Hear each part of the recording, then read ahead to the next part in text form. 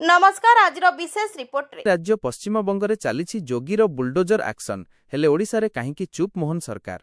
आजिर सबुठारु बड़ राजनैतिक तर्क एही प्रसंगकु नेई। पश्चिमबंगर नवनिर्वाचित मुख्यमंत्री श्री शुभेन्दु अधिकारी आज एक साधारण सभारे पूर्वतन मुख्यमंत्री ममता बानार्जी एवं टीएमसी नेता अभिषेक बानार्जींक उपरे बर्षिछन्ति।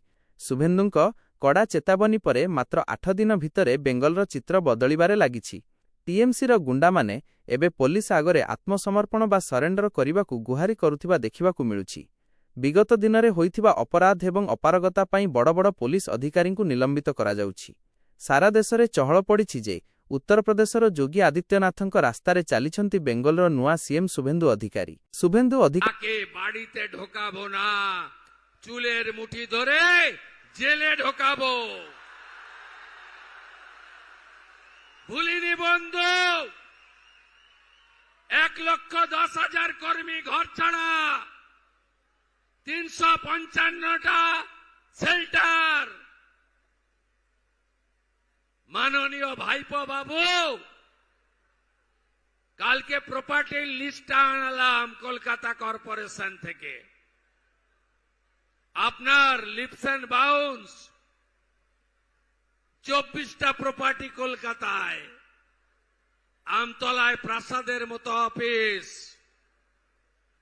কতজন ঘর ছাড়া আছে দেখান না আমাকে।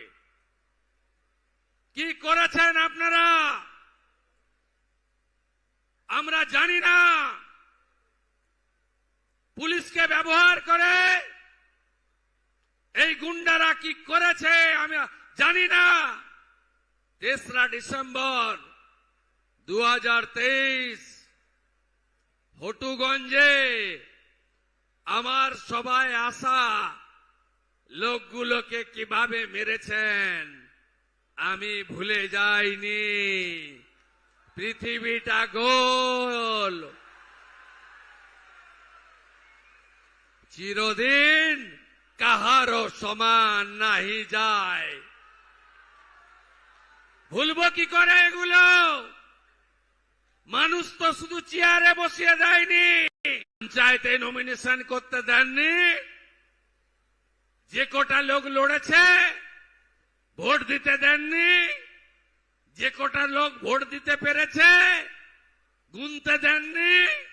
যে কটা লোক গুনে জিতেছে পঞ্চায়েত অফিসে গঠন করার দিন ঢুকতে দেননি। আর কি চাই বন্ধু? পুলিশকে বলেছে খাতা পেন নিয়ে কাল থেকে বসুন। গত 5 বছর বা তারও আগে যত অত্যাচার হয়েছে অভিযোগ দিতে এলে নিতে হবে, এফআইআর করতে হবে, গ্রেফতার করতে হবে।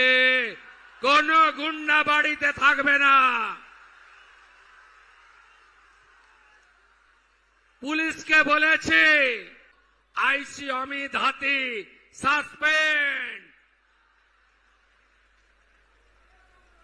আমি বলেছি ডায়মন্ড হারবারের পুলিশের অফিসারদের কল রেকর্ড এবং হোয়াটসঅ্যাপ চ্যাট জমা দিতে হবে।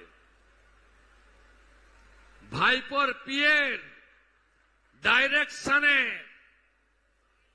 কারা কারা ফলতা ডায়মন্ড দক্ষিণ 24 পরগনায় অত্যাচার করেছেন সাংবাদিক বন্ধুদের, নাগরিকদের, বিজেপি কর্মীদের, অন্য দলের নেতা কর্মীদের, এমনকি তৃণমূলের কিছু কিছু লোককে তাদের কার নির্দেশে করেছেন আমি শুভেন্দু অধিকারী সব বের করব।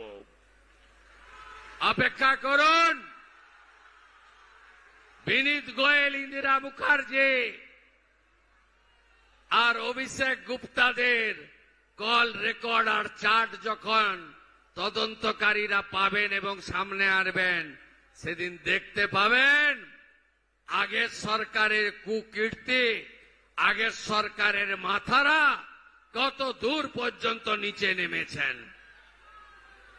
ভরসা আপনারা রেখেছেন, ভয় আউট, ভরসাহীন, তাই তো? চিন্তা করবেন না, ধর্ম পালন করতে গেলে আর হাইকোর্টে যেতে হবে না। আপনারা মুক্ত, এ আমার সংবিধান অধিকার দিয়ে গেছে। কি অত্যাচার করেনি বলুন?